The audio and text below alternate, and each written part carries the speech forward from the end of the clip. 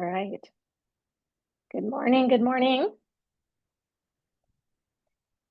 I think we are getting started here.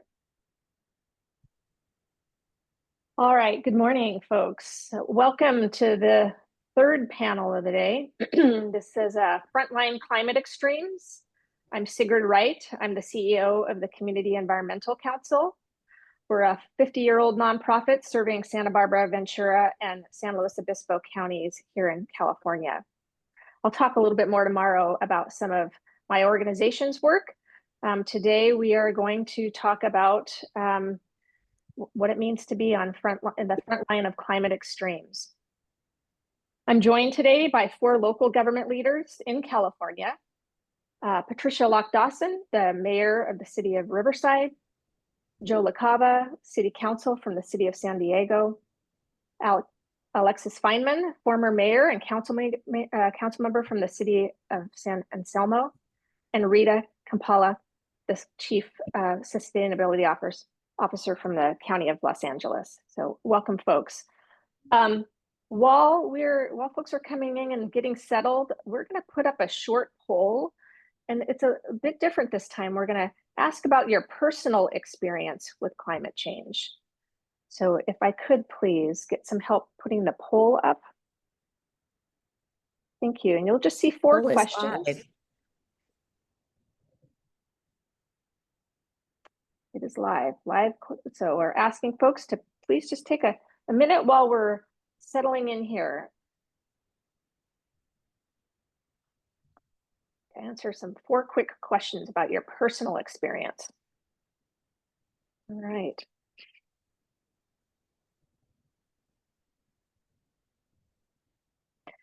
And you'll see we're asking if you've ever been in an actual, either in physical danger from a climate disaster, you've had property loss, have you supported a close family member or friend, or have you supported your constituents?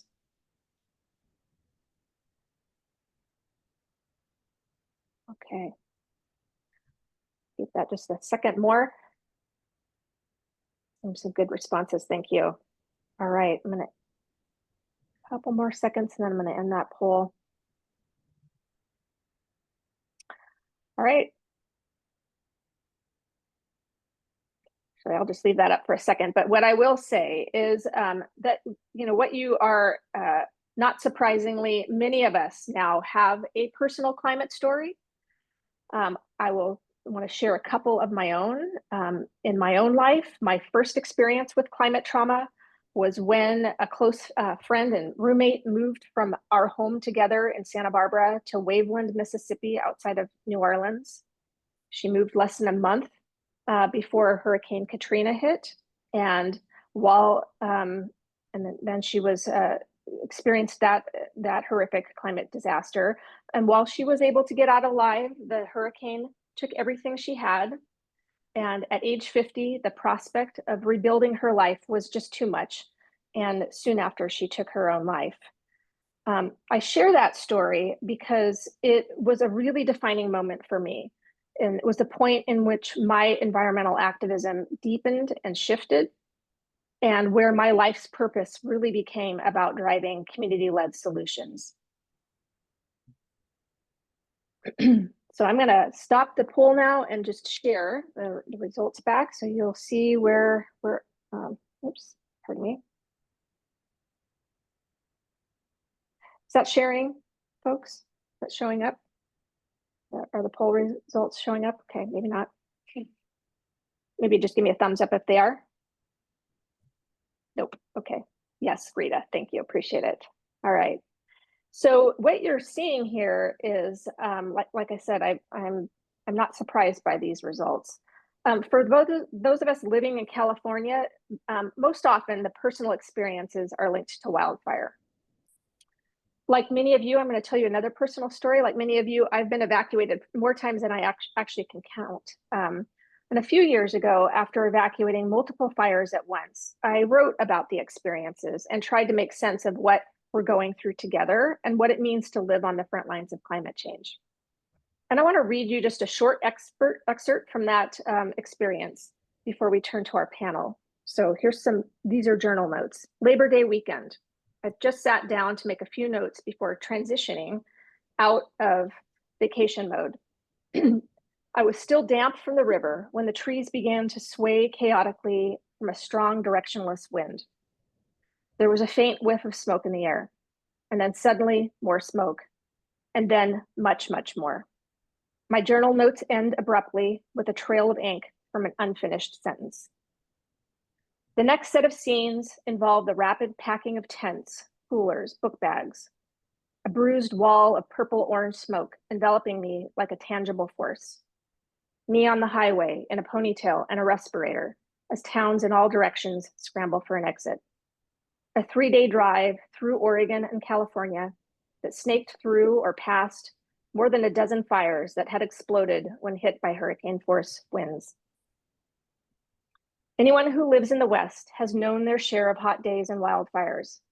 But what we are going through is worth noting, in part because the indices surpass our current measurement tools. The air quality index struggles to convey threat levels as we go so far beyond hazardous that no one knows what it means for health. Quote, if a particulate level is 301, of 301 is considered hazardous, what is 807? Asked one media source. Talking with many of you, I have a sense now of a collective emotional rupture as we careen from crisis to crisis. Our frameworks are shifting. Familiar points of reference sink into a haze, and we literally cannot see what's ahead. I'll drop a link to that here in the chat in a moment, but I share these reflections today because in order to not only see the path ahead, but chart it, we need to bring our whole selves into this conversation. And staying grounded in the human experience will be a key to the societal transformation aspect of that massed framework that we've been talking about this morning. Being on or near the front line in places where people are suffering immediate and severe consequences, it's hard and emotional. And working together to solve for a crisis this complex with so much stacked against us requires us to be focused and diligent. But ultimately, I'm finding that it can be purposeful and rewarding. So the intention of this session is to spotlight the degree to which communities are proactively talking about climate resilience beyond just emergency response. And I am pleased to hand it now to our first presenter, the Mayor of City of Riverside, Patricia Dawson. Patricia? Thank you, Sigrid. Those stories are absolutely heartbreaking. I can't, and I think we all have them when we all know people. So we can all relate. I do have some slides I'd like to share if we could put those up, please.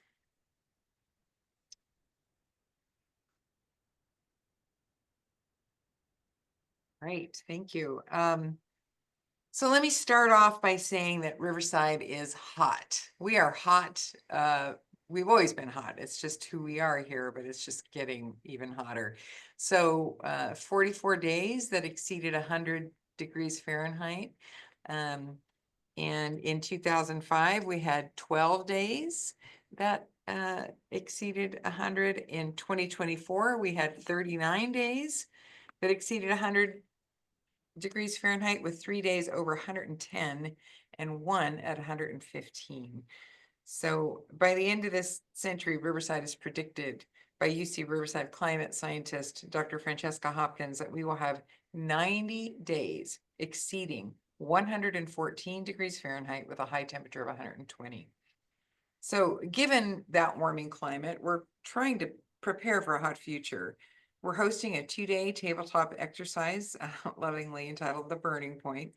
And this training event will involve key stakeholders from the universities, senior centers, K through 12 nonprofits like American Red Cross, labor, utilities, and more. You need all perspectives to prepare for extreme heat. And this is going to occur thanks to a grant from NOAA. We're also going to host our first ever Extreme Heat Summit on September 12th of this year. And that event's going to focus on public health, education, and communication techniques. And you're all invited if you'd like to come. But yeah, we are preparing. Next slide, please. We're also changing the way we do business in the city of Riverside, and we're attacking it from a number of different ways. First, we had and approved a zero emissions vehicle transition plan. So that's to convert our city fleet to electric vehicles, eliminating emissions. And our projections show that we'll achieve this goal 10 years ahead of California's statewide zero emissions target, because we're so far ahead in it. And we've been transitioning our electric utilities. We own our own public utility, our power portfolio mix to cleaner energy. And I'm pleased to report will be 69% renewable, non-greenhouse gas sourced energy in the next 2 years. And through a combination of sources, we've started the tree power program, and we have done grants throughout the city, but also our own planting, and we've managed to plant 15,000 trees per year. So also, we've updated our economic development strategy to focus on creating a clean and green tech hub. And we've been very successful in bringing in companies into Riverside that create zero to low emission vehicles. So we've got Voltu is coming, they're setting up their headquarters here. They do all electric medium trucks. Hyundai Rotem is coming from South Korea. They've got a production facility here focusing on hydrogen trains. And Omeo, which is setting up their headquarters from New Zealand, they are an all-electric autonomous shuttle. So we've got a multiple-pronged strategy here in Riverside to not only clean up our own shop, take care of our own house, but then also try to convert our whole economy within the city to focus on the future with clean and green tech. Next slide, please.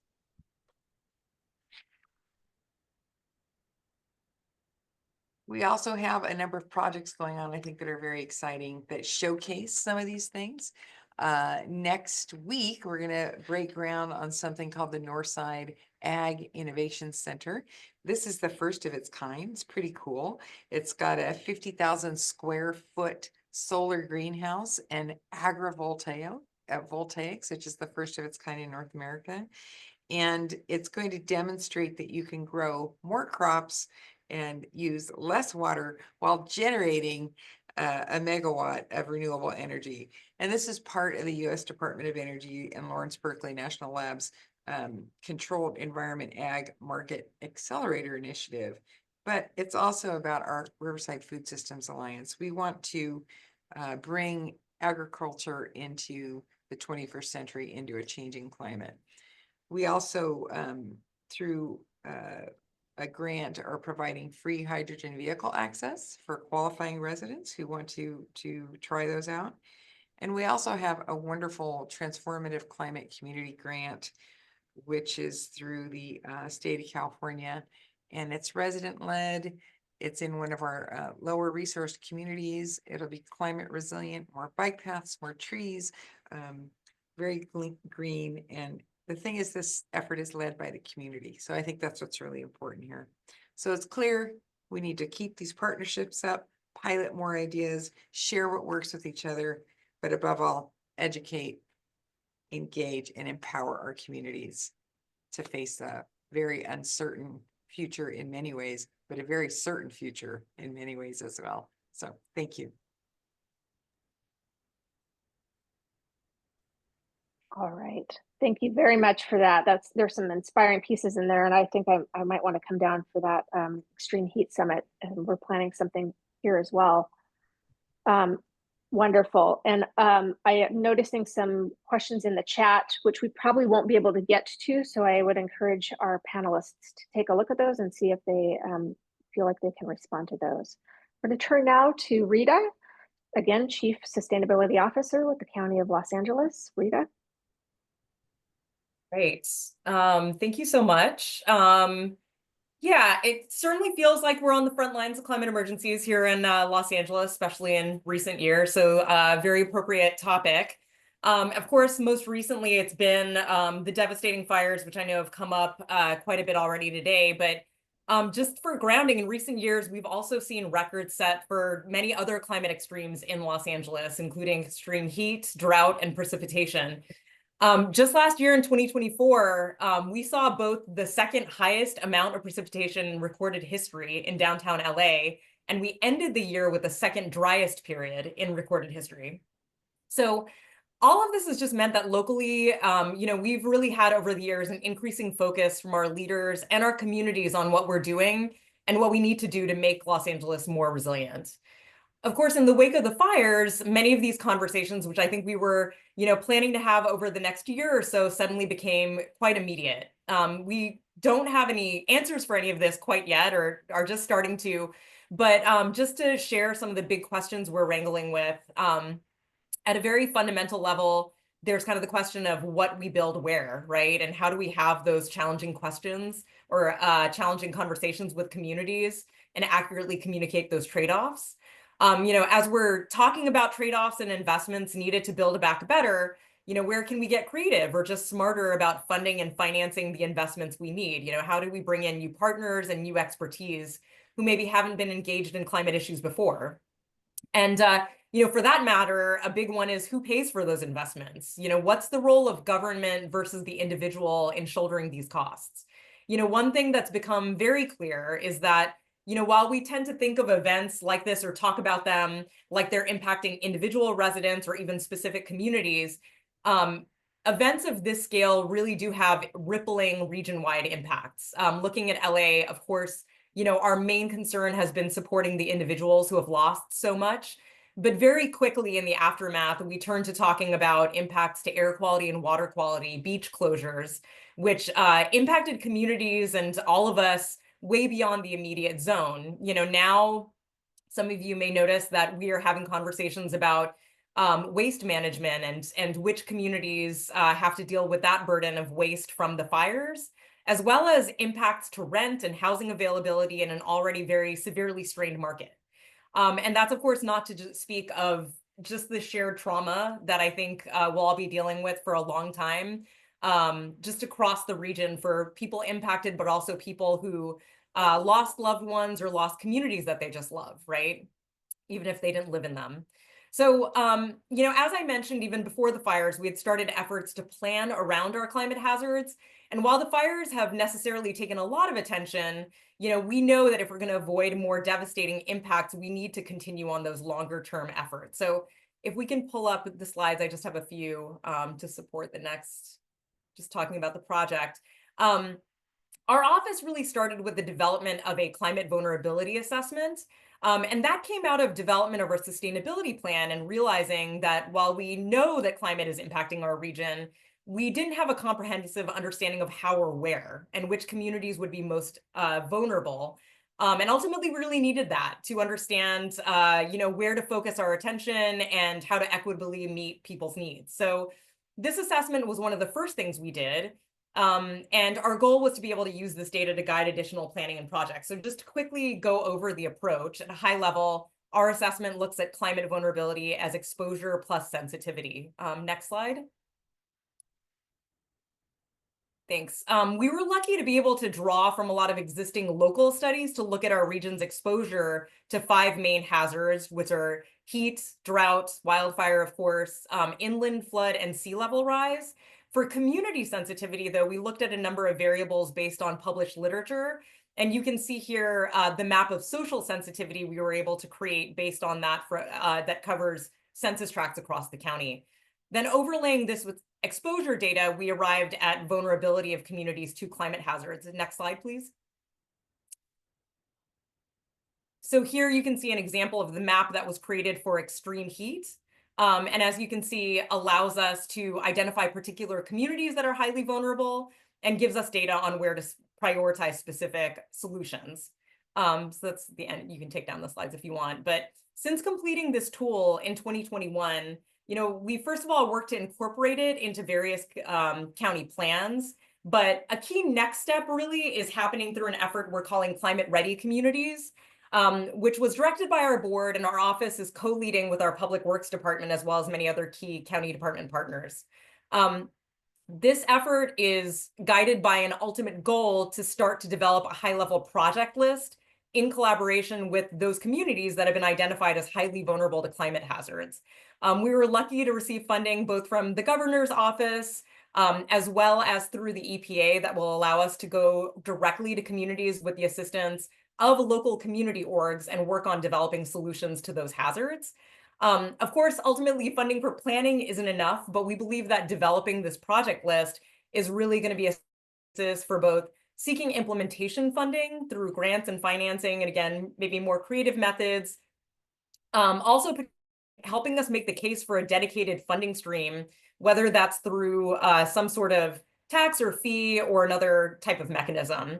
And again, our hope is that doing this work with communities and creating a list of tangible concepts that really visualize in their own neighborhoods will help us build that shared understanding and vision for a resilient LA.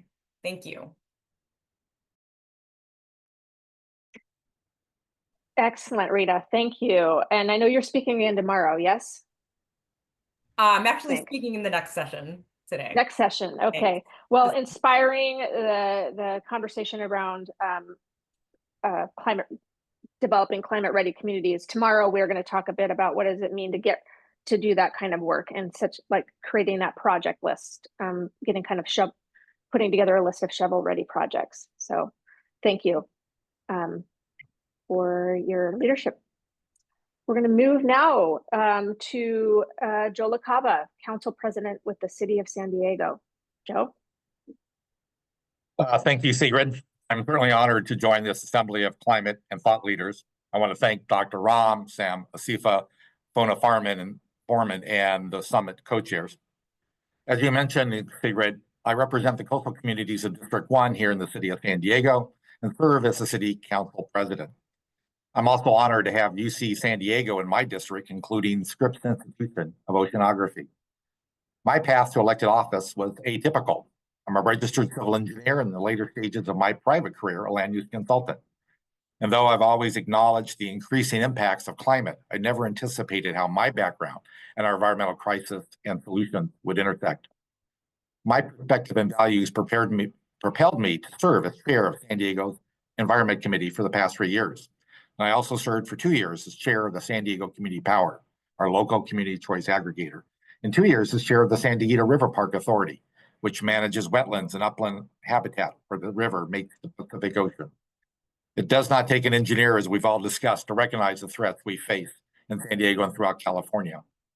Coastal erosion, canyon and inland fires, 1,000-year flood events, tide intrusion, and polluted waterways and coastal waters. You ask any San Diegan, and they can tell you when and where they were the last time they experienced these climate-driven events.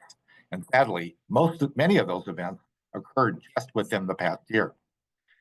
The frequency and intensity of those recent events are not only an indication of climate change, but emphasizing the urgency that we must act. As we adapt to this new reality, I'm proud of San Diego's reputation as a climate leader, highlighted by the adoption of our revamped Climate Action Plan in 2021 and our Climate Resilient SD Plan in 2022. Last year, we adopted a major wetland restoration initiative in Mission Bay, and this year we will have permits in hand to start a major wetland restoration in the Los Penasquitos Lagoon. And just recently, San Diego was awarded a LEED Gold designation by the U.S. Green Building Council. But these plans and this award are important, but not if they sit on the shelf. Words must be turned into action, goals must be turned into implementation. Our most important work comes in how and where we implement. As the 8th largest city in the country, to be truly effective and to move the needle, we needed to embed our goals in the city process. Beginning in 2022, we incorporated our climate action plan into the annual budget and work plans of every single city department. As it relates to city infrastructure projects, we updated our policies to prioritize projects in communities of concern and ensure that our climate goals are being achieved through those projects. We funneled our limited resources into a climate equity fund, so everyone was clear as to our values and our priorities. As a city, we embrace the basic understanding that climate impacts us all, but it is our frontline communities that are most vulnerable and deserve our immediate attention. Now, historically neglected neighborhoods are first in line at our city for resilience and energy spending. This pivot has been recognized by funding agencies, including the U.S. Forest Service $10 million grant to plant trees exclusively in frontline communities. With our CCA, San Diego Community Power, we created a community power plan that focuses on solar, battery, and energy savings in our disadvantaged communities. That program laid the foundation for the new San Diego Renewable Energy Network that reinvests hundreds of millions in public purpose dollars back to assist ratepayers in our frontline communities. Assistance in the form of solar, storage, electrification, and energy efficiency. The Port of San Diego has also pivoted in response to the impact by the working waterfront on the neighboring communities of concern.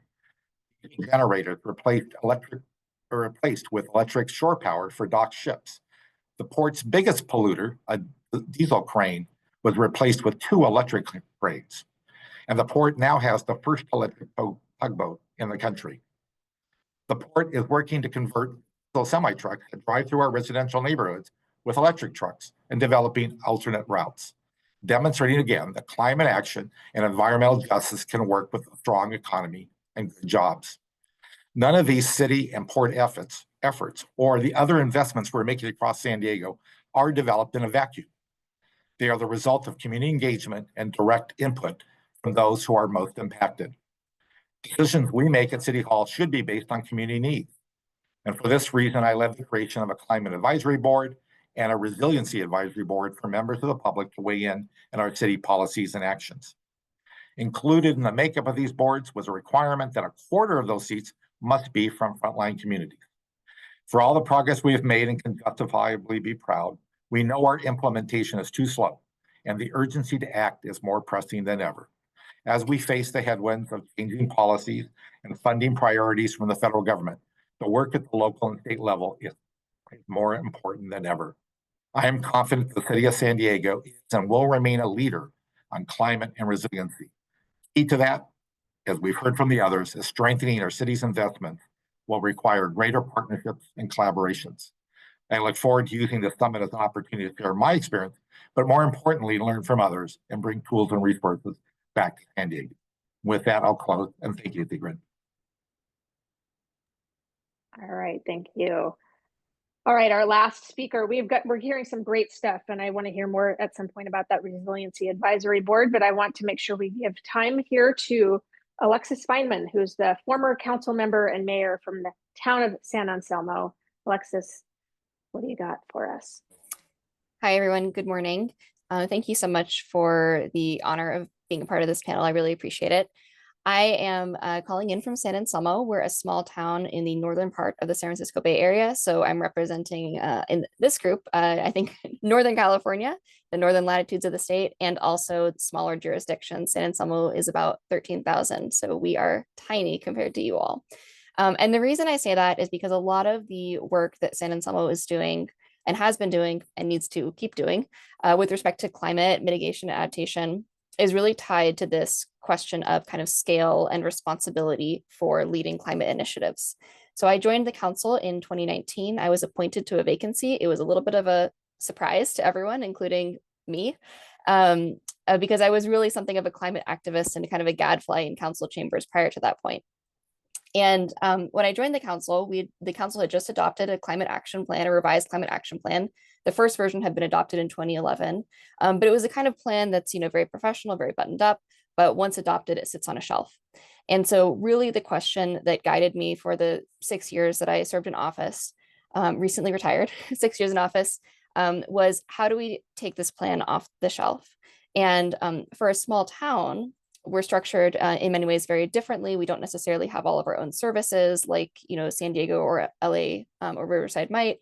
And so for us, it really came down to thinking about what does implementation look like given our organizational structure, given our budget.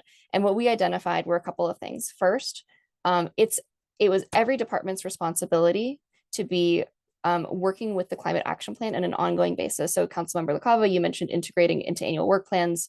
That became an expectation set by the council, implemented by our town manager, that work planning is happening for our climate action plan across departments every year.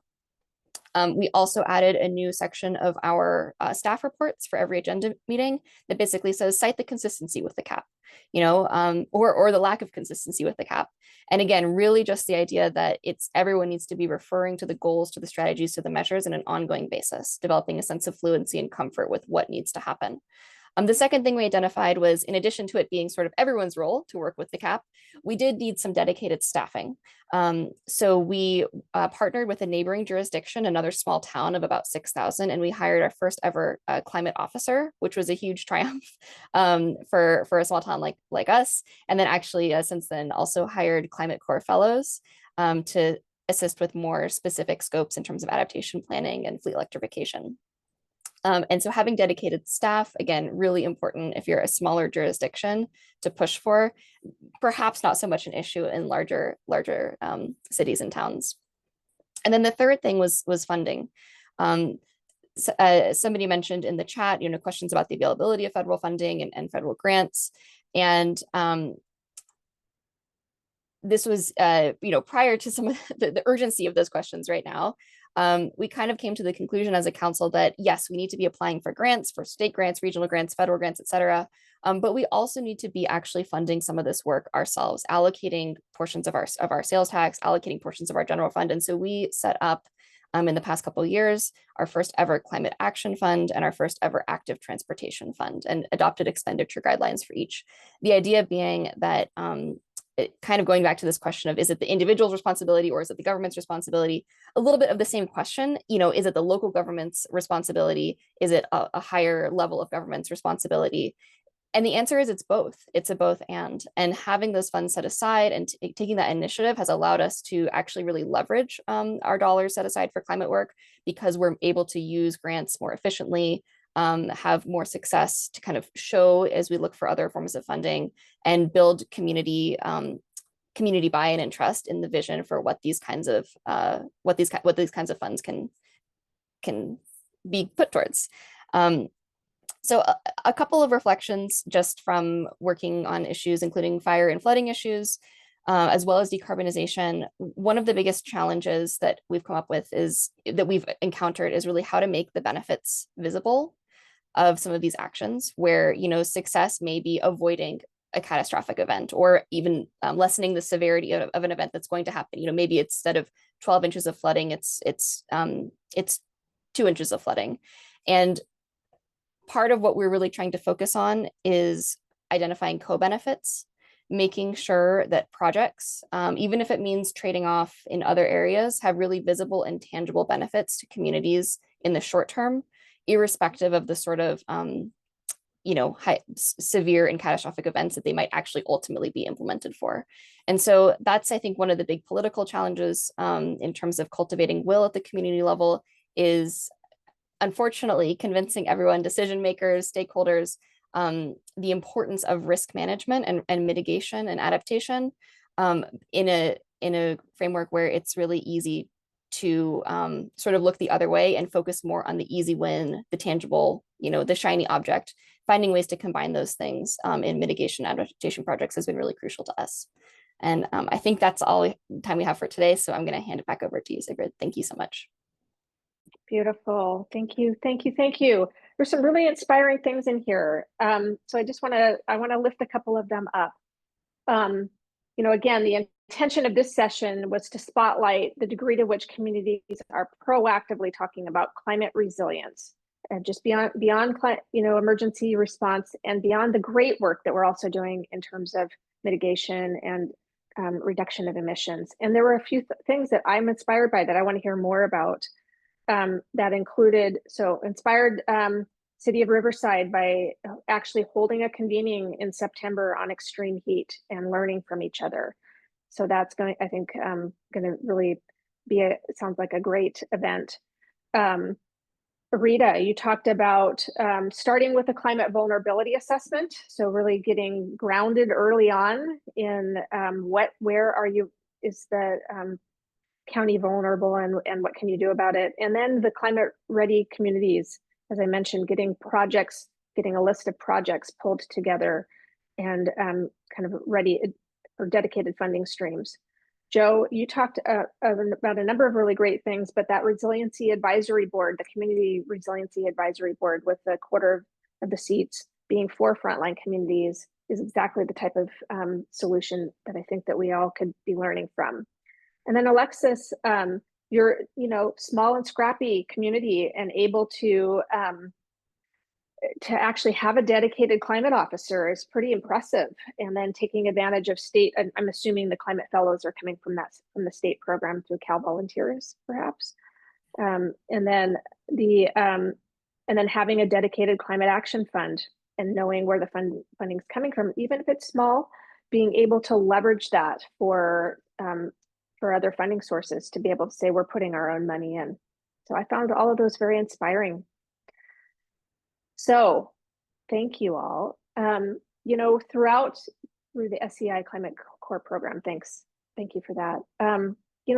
Over the course of these couple of days, we have been hearing and we're likely going to continue to hear data and information that's a little bit stressful. And there's no shortage of bad news, I think. But I want to close here with a quote from an activist, Adrienne Marie Brown. If folks are familiar with her, Adrienne Marie Brown has a quote in her book the book's called Not Too Late. Got it right there on my desk. I hand it out to anyone that comes in my office. And the quote is, "Imagination is a muscle that will atrophy if we don't use it, especially under the pressure of constant fear. Fear and imagination can't be in the same room."